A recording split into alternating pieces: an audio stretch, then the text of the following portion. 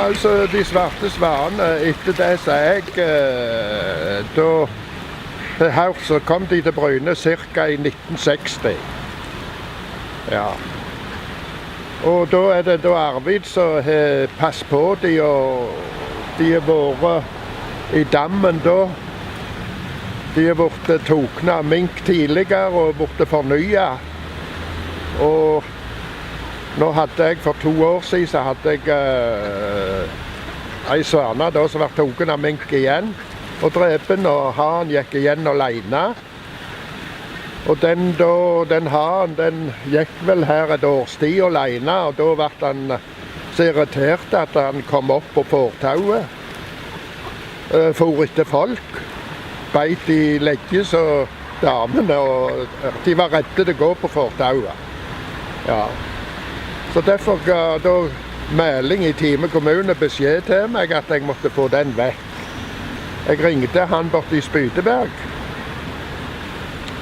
og han var interessert i den han for å fornye, ja, så han fikk nytt blod inn i sine svaner da. Ja. Og da bytte jeg den med noen gule rostender, som er nå i dammen i dag. Ja.